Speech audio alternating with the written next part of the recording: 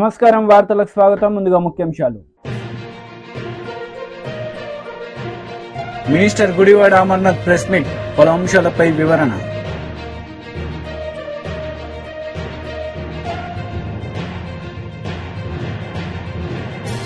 TDP MLC Ashok బాబు media సమావేశం, YCP నేతలపై fire.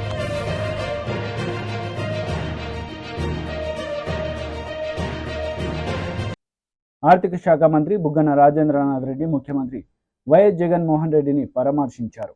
ఇటీవల సీఎం జగన్ పై దాడి జరిగిన నేపథ్యంలో మంత్రి బుగ్గన రాజేంద్రనాథ్ రెడ్డి సోమవారం సీఎంను కలిసి యోగక్షేమాల గురించి మాట్లాడారు. కేసరపల్లిలో ముఖ్యమంత్రి బస చేసిన ప్రాంగణంలో సమావేశమై ముఖ్యమంత్రి ఆరోగ్య పరిస్థితి గురించి స్వయంగా అడిగి తెలుసుకున్నారు.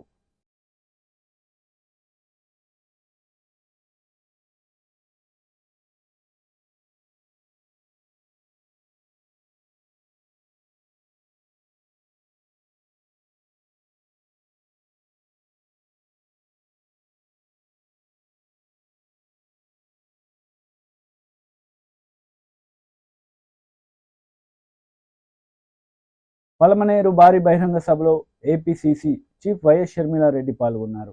ఈ సందర్భంగా పలు అంశాలపై ఆమె మాట్లాడారు.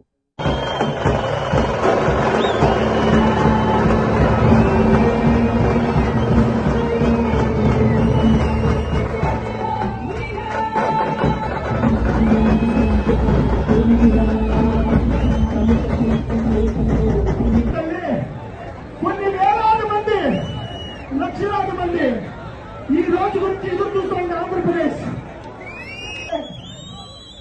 ఇక్కడున్న వాళ్ళందరూ కాంగ్రెస్ లో ఉన్న వాళ్ళే. కొంతమంది వైఎస్ఆర్సీపీకి పోయినారు, కొంతమంది టీడీపీ పోయినారు.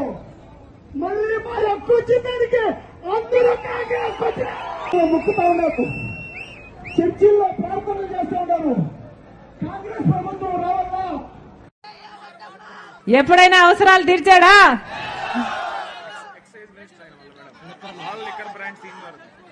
ఎక్సైజ్ మినిస్టర్ అట కదా. ఎక్సైజ్ మినిస్టర్ అంటే ఏమిటో తెలుసా? లిక్కర్ బాటల్ మంత్రట. మొత్తం అన్ని కాంట్రాక్టులు ఈయన బినామీలే అట. ఇప్పుడు ఆ లిక్కర్ షాపులలో boom boom, special status, capital, president medal, DSC అన్ని ఈయనయ్యాట కదా.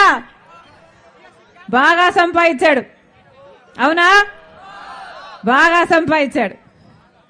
ఎస్సీ, దళితుడు, అంబేద్కర్ శిష్యుణ్ణి అని చెప్పుకుంటాడు కదా. మరి అంబేద్కర్ గారి ఆశయాలను నిలబెట్టడం అంటే ఏమిటి? మద్యం అమ్మడమా? అది కూడా కల్తీ మద్యం అమ్మడమా? బయట బ్రాండ్లు ఎక్కడా అమ్మనియారట కదా. మొత్తం అంతా వీళ్ళే తయారు చేస్తారట. అదేమో నాసిరికం మందు. మన రాష్ట్రంలో మిగతా రాష్ట్రాల కంటే 25% ఎక్కువ మంది కిడ్నీలు, లివర్లు పాడైపోయి చచ్చిపోతున్నారు. పట్టించుకుంటున్నారా ఎవరైనా? లేదు. అయినా అదే మద్యం అమ్మాలి, వాళ్ళు అమ్మిందే కొనాలి. వాళ్ళ ఎంతకు అమ్ముతారో అంతకే కొనాలి. ఎక్కడైనా న్యాయం ఉందా? బయట క్వార్టర్ బాటిల్ 65 రూపాయలు అయితే ఇక్కడ 250 రూపాయలు అమ్మా అని చెప్తున్నారు. నిజమేనా? టీడీపీ ఎమ్మెల్సీ అశోక్ బాబు మీడియా సమావేశం నిర్వహించారు. ఈ సందర్భంగా పలు అంశాలపై ఆయన మాట్లాడారు.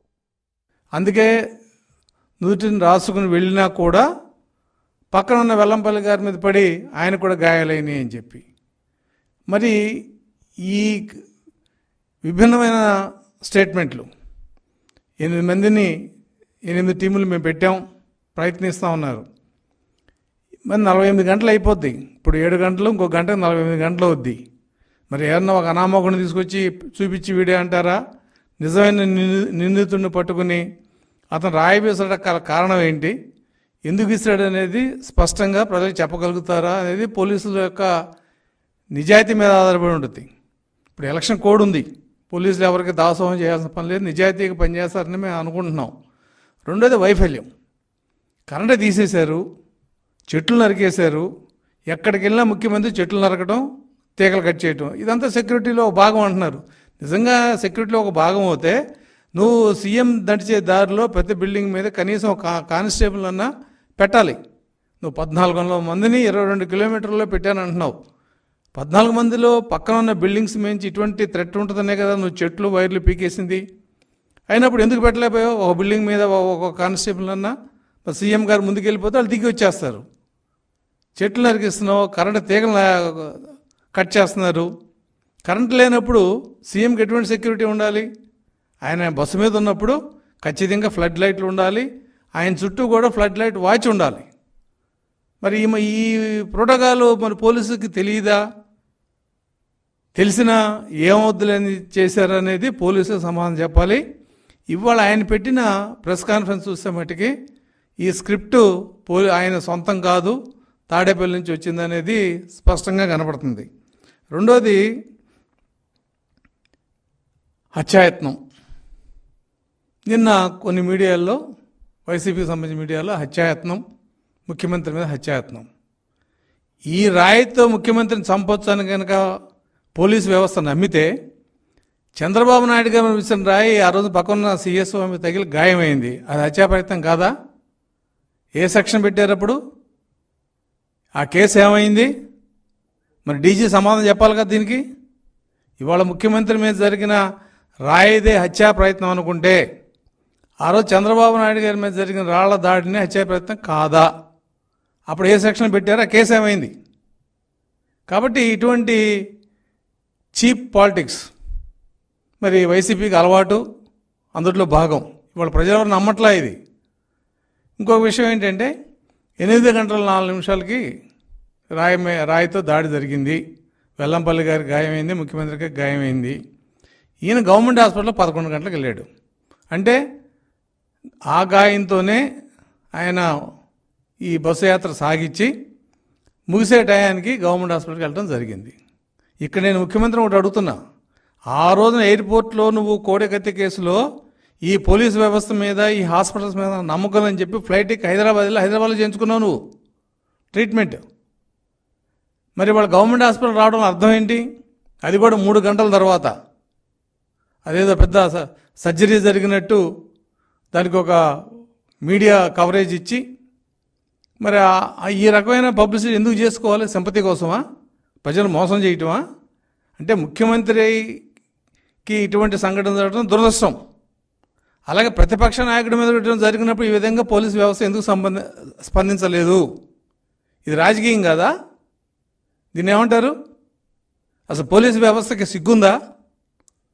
నువ్వు 1400 మంది పోలీసులు పెట్టి ఎవరో ఒక ఆకతాయో లేకపోతే ఒక కావాలనో లేదంటే ఇంకొక ఎవడో ఒక రాయి విసిరితే నువ్వు ఇవాళ చెప్పిన సమాధానాలు your unfit as to be commissioner of the police. 8 బృందాలు పంపించాం, దర్యాప్తు చేస్తున్నాం, 48 గంటలైంది. ఇంకా గట్టిగా ప్రతిపక్షాలు కానీ ప్రజలు కానీ గోల పెడితే ఎవడో ఒక అమ్మాయిని తీసుకొచ్చి చూపించి వీడియో వేసిందని చెప్పి వాడిని బ్లాక్ అండ్ బ్లూ కొట్టి ఆ కోడికత్తి శ్రీనివాస్ పరిస్థితి తెచ్చే అవకాశం కూడా ఉంది. కాబట్టి ఈ రాష్ట్రంలో పోలీసు వ్యవస్థ ఎంత వైఫల్యం అనేది ఇవాళ ఈ సంఘటనలో తెలుస్తుంది. అలాగే వైసీపీ వాళ్ళు కూడా పచ్చి రాజకీయం, దిగజారిన రాజకీయాలు. నేను ఒకటి అడుగుతున్న వైసీపీ నాయకులంతా, చంద్రబాబు నాయుడు గారి మీద జరిగిన రాళ్ల దాడికి ఏ సెక్షన్ పెట్టారో ఆ కేసు ఏమైంది? ఇవాళ వెల్లపల్లి శ్రీనివాసరావు గారు ఇచ్చిన కంప్లైంట్ మీద కేసు పెడతారు. దీని మీద పూర్తి ఎంక్వైరీ అయ్యేటప్పటికి ఎలక్షన్ అయిపోద్ది. అంటే ఈ లోపు ఎవరినో ఒకరిని బలి చేయటం. ఇవాళ ముఖ్యమంత్రి గారి మీద సానుభూతి వస్తుందా? హత్యా ప్రయత్నం జరిగిందా? ఇవన్నీ ప్రజలు ఎవరు ఆలోచించట్లా. ఎందుకంటే ముఖ్యమంత్రి నిజాయితీ ఆ రోజున విశాఖపట్నంలో జరిగిన కోడికత్తి కేసులోనే ఇవాళ వరకు నిందితుడికి బెయిల్ రాకుండా చేసిన వ్యక్తి జగన్మోహన్ రెడ్డి. కాబట్టి రాజకీయాల్లో రాజకీయం చేయొచ్చు కానీ. TDP MLC Panchumarthi Anuradha media సమావేశం నిర్వహించారు. ఈ సందర్భంగా సీఎం జగన్పై ఆమె మండిపడ్డారు. నిజం గెలవాలి అనే యాత్ర ద్వారా మరి 203 కుటుంబాలని మారుమూరు పల్లెటూళ్ళు సైతం వదిలిపెట్టకుండా పరామర్శించిన ఘనత బోనమ్మ గారిది. 95 నియోజకవర్గాలు పర్యటించడం జరిగింది. మాలుమూరు ప్రాంతాల్లో కూడా మేము చాలాసార్లు చెప్పాం, మేడం అక్కడ చాలా కష్టం, వెళ్ళడం కూడా చాలా కష్టం, వాళ్ళని పిలిచి ఆ కుటుంబాన్ని పిలిచి మనం పార్టీ ఆఫీస్లో చెక్కులు అందజేద్దాము అని చెప్తే, లేదు లేదు వెళ్ళలేని పరిస్థితి ఉంటే నేను నడిచైనా సరే వెళతా, ఆ ఇంటికి వెళతా, నేను వెళ్ళి తీరాల్సిందే, వాళ్ళని పరామర్శించాల్సిందే, వాళ్ళకి భరోసా కల్పించాల్సిందే, వాళ్ళకి ధైర్యం చెప్పాల్సిందే. ఆ కుటుంబ పరిస్థితుల్లో ఒక 3 లక్షల రూపాయలు ఇవ్వటమే కాకుండా ఇంకేదన్నా వాళ్ళకి సహాయం కావాలేమో, ఇంకేదన్నా వాళ్ళ ఇంట్లో చదువులు ఎవరన్నా చదవాలేమో, ఇంకెవరికన్నా ఒక వైద్య సదుపాయం కావాలేమో, అవన్నీ నేను కనుక్కోవాల్సిందే, వెళ్ళి తీరాల్సిందే అని మంకు పట్టిన బోనమ్మ గారికి ఈ ప్రెస్ మీట్ ద్వారా వారికి పాదాభివందనం చేసుకుంటా ఉన్నా. ఎక్కడ కాంప్రమైజ్ అవ్వాల, వెళ్ళారు, పరామర్శించారు, కూర్చున్నారు, వాళ్ళ బాధల్ని విన్నారు, అన్నీ నోట్ చేయించుకున్నారు. ఎన్టీఆర్ ట్రస్ట్ ద్వారా ఎవరైతే పిల్లలు ఉంటారో వాళ్ళందరికీ కూడా విద్య సదుపాయాన్ని ఖచ్చితంగా కలగజేస్తామని చెప్పి వాగ్దానం చేశారు. ఆ ఇంట్లో పెద్దలు ఎవరన్నా అనారోగ్య పాలైతే వాళ్ళకి ఏదైనా సహాయం కావాలి అని అంటే వాళ్ళకి ఎన్టీఆర్ ట్రస్ట్ ద్వారా చేస్తామని చెప్పడం జరిగింది. అంతేకాకుండా కొంతమంది ఎవరైతే మరీ ఇక దీర్ఘకాలిక రోగాలతో ఉన్నారో వాళ్ళందరికీ కూడా అవసరమైతే నారా చంద్రబాబు నాయుడు గారు ముఖ్యమంత్రి అయిన తర్వాత ముఖ్యమంత్రి ఫండ్ ద్వారా కూడా చేయిస్తాను అని చెప్పి వాగ్దానం చేసిన మహాసాధ్వి మన భువనమ్మ గారు. 95 నియోజకవర్గాలు, 203 కుటుంబాలు, 9080 కిలోమీటర్లు, 25 పార్లమెంట్ కాన్స్టిట్యున్సీలు తిరగటం జరిగింది. 25 పార్లమెంట్ కాన్స్టిట్యున్సీలు, ఒక్కొక్క పార్లమెంటరీ కాన్స్టిట్యున్సీస్ అయితే 2-3 సార్లు తిరగాల్సి వచ్చింది. రూట్ మ్యాప్ సరిగ్గా కోయిన్సైడ్ అవ్వకపోవటంతో మరి 2-3 సార్లు ఒకే పార్లమెంటరీ కాన్స్టిట్యున్సీ కూడా తిరగాల్సి వచ్చింది. దాదాపు 150 ప్రసంగాలు వారు చేయటం జరిగింది. అంతేకాకుండా ప్రసంగాలు చేయడమే కాకుండా వ్యక్తిగతంగా ఇంటరాక్షన్ ప్రోగ్రామ్స్ కూడా మేడం గారు చేయటం జరిగింది. యువతతో ఇంటరాక్షన్ జరిగింది, ఫస్ట్ టైం ఓటర్స్తో ఇంటరాక్షన్ జరిగింది, గిరిజనులతో ఇంటరాక్షన్ జరిగింది, మైనారిటీలతో ఇంటరాక్షన్ జరిగింది, బడుగు బలహీన వర్గాలతో ఇంటరాక్షన్ జరిగింది. అలా ప్రతి వర్గాన్ని కూడా వాళ్ళు కలుసుకున్నారు. యువతతో ఇంటరాక్షన్ ప్రోగ్రాం జరిగింది. అదేవిధంగా ఈ ప్రోగ్రాంలోనే కళలకి రెక్కలు అనే ఒక పథకాన్ని కూడా భువనమ్మ గారు మరి రూపొందించి ఆ స్కీమ్ని కూడా విడుదల చేయటం జరిగింది. ఎవరైతే ప్రొఫెషనల్ కోర్సెస్లో ఉన్నారో వాళ్ళందరికీ కూడా 35 సంవత్సరాల లోపు ఉన్న వాళ్ళందరికీ కూడా ప్రొఫెషనల్ కోర్సెస్ ద్వారా వాళ్ళందరికీ ఎవరైతే ఒక ప్రొఫెషనల్ కోర్స్ చేయాలని అనుకుంటే వారు కనుక బ్యాంక్ లోన్కి కనుక వెళితే ఆ లోన్కి మొత్తం షూరిటీ నారా చంద్రబాబు నాయుడు గారే ఉంటారు అనేది ఈ పథకం యొక్క ఉద్దేశం. అంతేకాకుండా వాళ్ళు ఏదైనా లోన్ పెట్టుకుంటే వాళ్ళకి లోన్కి సంబంధించిన వడ్డీ మొత్తం కూడా ప్రభుత్వమే భరాయిస్తుంది, నారా చంద్రబాబు నాయుడు గారే భరాయిస్తారు అని చెప్పి ఆ స్కీమ్ యొక్క అర్థం. అలాంటి ఒక స్కీమ్ని కూడా మరి ఈ యాత్రలోనే వారు విడుదల చేయటం కూడా జరిగింది. అంతేకాకుండా ప్రజల యొక్క కష్టాలు నష్టాలు తెలుసుకోవటమే కాకుండా పలు చోట్ల అన్నా క్యాంటీన్లు కూడా ప్రారంభించడం జరిగింది. అలా మొత్తం టూర్లో కూడా ప్రతి చోట కూడా ప్రజాప్రభుత్వం రావాలి, అది తెలుగుదేశం ప్రభుత్వం అయితేనే అది ప్రజాప్రభుత్వం అవుతుంది అని చెప్పి ప్రతి చోట కూడా వారు మాట్లాడటం జరిగింది. అలాగే ఉత్తరాంధ్రకి వెళ్ళినప్పుడు అక్కడ బడుగు బలహీన వర్గాలందరూ కూడా తల్లడిల్లిపోయి మేడం గారిని కలవడం జరిగింది. అమ్మా, ఈ వైసీపీ ప్రభుత్వంలో, ఈ జగన్మోహన్ రెడ్డి ప్రభుత్వంలో గంజాయి బారిన పడి మా పిల్లలు నాశనం అయిపోయారు అని చెప్పి, కొంతమంది ఆత్మహత్యలు చేసుకున్నారు అని చెప్పి ఆ రోజు బడుగు బలహీన వర్గాలందరూ కూడా మేడం గారి దగ్గరికి వచ్చి కలిసినప్పుడు మేడం గారి కంట్లో నీరుని నేను మొదటిసారి చూడటం జరిగింది. అట్లాగే ఆంధ్ర కోస్తా జిల్లాల్లో తూర్పు గోదావరి జిల్లాల్లో అలాగే కోస్తా ఆంధ్రాలో మేడం గారు పర్యటించినప్పుడు అక్కడ ప్రజలందరూ కూడా వచ్చి ఈ వైసీపీ ప్రభుత్వం మీద ఉన్న కక్ష, కోపం, కసి ఆవిడ దగ్గర వెళ్ళగక్కినప్పుడు ఆవిడిచ్చిన ధైర్యం. మినిస్టర్ గుడివాడ అమర్నాథ్ మీడియా సమావేశం నిర్వహించారు. ఈ సందర్భంగా టీడీపీ నేతలపై ఆయన మండిపడ్డారు. మీ మామ ఎన్టీ రామారావు గారి మీద చెప్పులిసింది ఎవరు? నువ్వు కాదా? అదే విజయవాడ నడిబొడ్డున వంగవీటి మోహన్ రంగని చంపేసింది ఎవరు? నీ పార్టీ కాదా? మీ ప్రముఖ జర్నలిస్ట్ అయినటువంటి దశరథ రామయ్య అనుకుంటా ఆయన పేరు, ఆయన్ని చంపేసింది విజయవాడలో. మీకుంది ఈ చరిత్ర అంతా కూడా. నిన్న గాజువాకలో వచ్చి అంటాడు 83లో వచ్చినటువంటి ప్రజాస్పందన ఇప్పుడు కనబడుతుంది గాజువాకలో అంటుంది. 83లో నువ్వు ఎక్కడున్నావు? ఏ పార్టీలో ఉన్నావు? 83లో నీ పార్టీ కాంగ్రెస్ పార్టీ, నువ్వు పోటీ చేసింది కాంగ్రెస్ పార్టీ, నువ్వు ఓడిపోయింది కాంగ్రెస్ పార్టీ. నువ్వు 83లో ఏ పార్టీ చూసావు? అసలు నీ రాజకీయ జీవితం మొదలైంది కాంగ్రెస్ పార్టీలో. తర్వాత సరే వాళ్ళ కూతురిని చేసుకున్నావు, తర్వాత రాజకీయ పరిణామాలు, వెనుపోట్లు ఇవన్నీ కూడా తెలిసినటువంటి అంశాలు. నీకు ఏ రోజు కూడా ప్రజల తాలూకా ఆమోదం, ప్రజా బలంతో, ప్రజల తాలూకా మన్ననతో నువ్వు రాజకీయాల్లో రాణించింది ఎప్పుడు నాకు తెలిసి ఎప్పుడు లేదు. అయితే 4 పార్టీలతో జతకట్టినప్పుడు లేదో మీ పార్టీ నాయకుడిని వెన్నుపోటు పొడిచావు, నీకు నాయకత్వం వచ్చింది తప్ప ప్రజల నుంచి ఒక నాయకుడిగా ఎదిగినటువంటి సందర్భం ఏ రోజన్నా చంద్రబాబు నాయుడు గారికి ఉందా? ఒకసారి ఆలోచన చేయమని చెప్పి కోరుతా ఉన్నా. ఇవన్నీ కూడా చూసిన తర్వాత కూడా ఇంకా జగన్మోహన్ రెడ్డి గారిని విమర్శించాలనేటువంటి ఆలోచన మానుకుంటే మంచిది. నువ్వు ఇంకా విమర్శించుకోలేది, ఆయన మీద ఇంకా మరింత సింపతి నీకు పడాల్సిన 10 ఓట్లు కూడా పడడం మానేస్తాయి. ఈరోజు చంద్రబాబు నాయుడు గారు నిన్న గాజువాకలో మరికొన్ని విషయాలు మాట్లాడుతూ రాష్ట్రంలో అభివృద్ధి, రాష్ట్రంలో ఏం జరిగింది, రాష్ట్రంలో పరిశ్రమల పరిస్థితి ఏంటి, రేపు నేను వస్తే 20 లక్షల ఉద్యోగాలు ఇచ్చేస్తానని చెప్పాను. 14 నుంచి 19 ఎన్ని ఉద్యోగాలు ఇచ్చావు చెప్పు ఒకసారి. సరే నువ్వు వచ్చితే ఇచ్చేద్దు కానీ నువ్వు గతంలో 2014 నుంచి 19 వరకు ఈ రాష్ట్రానికి ముఖ్యమంత్రిగా 5 సంవత్సరాలు పనిచేశారు.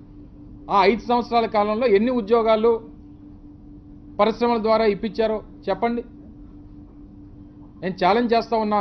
నేను పరిశ్రమల శాఖ మంత్రిగా రాష్ట్రానికి గడిచినటువంటి 5 సంవత్సరాల్లో వైఎస్ఆర్ కాంగ్రెస్ పార్టీ అధికారంలో ఉన్నప్పుడు చంద్రబాబు నాయుడు గారు 2010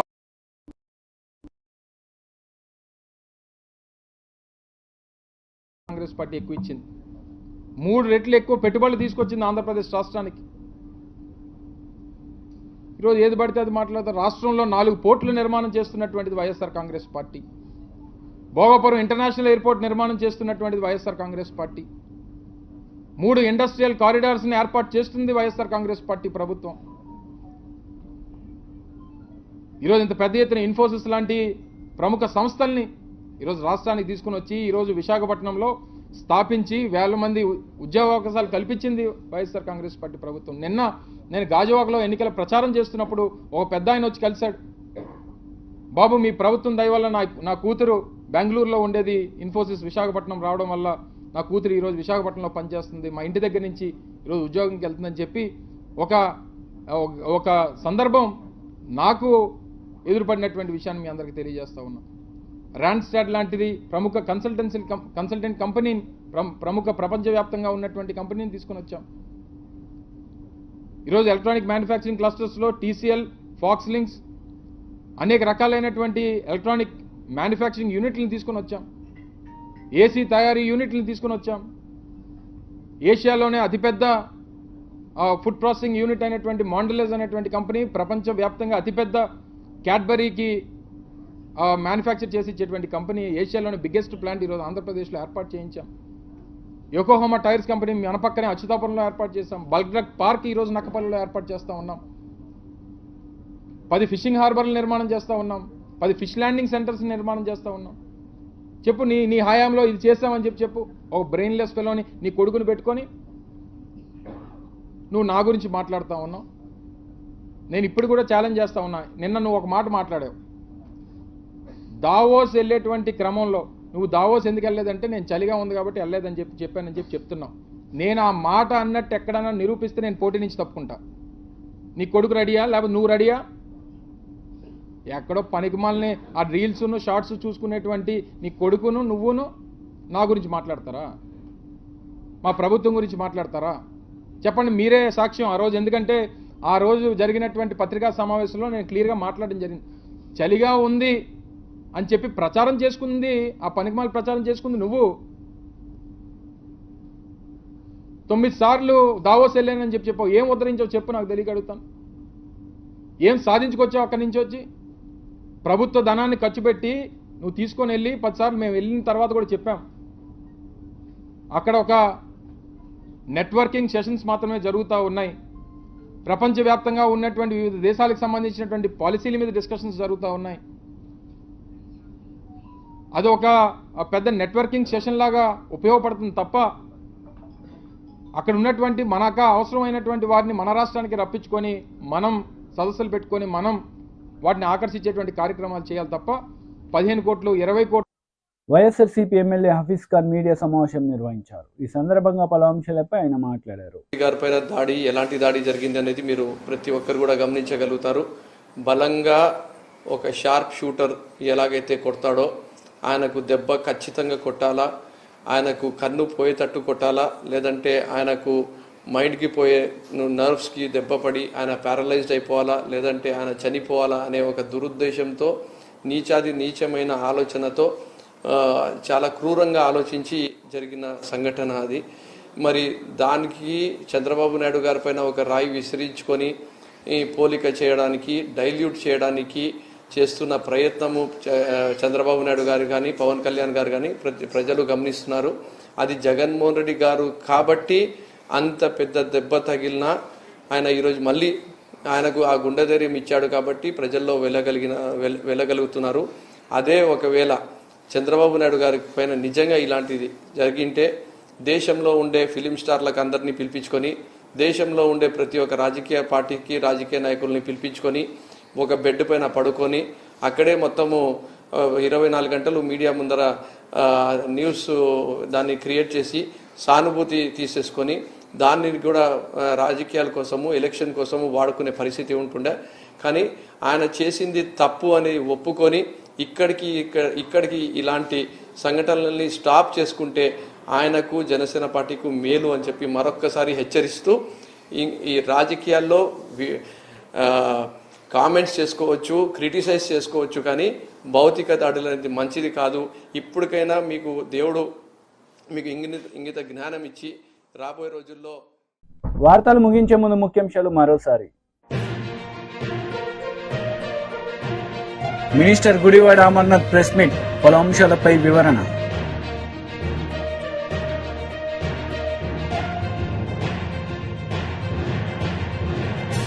టీడీపీ ఎమ్మెల్సీ అశోక్ బాబు మీడియా సమావేశం, వైసీపీ నేతలపై ఫైర్.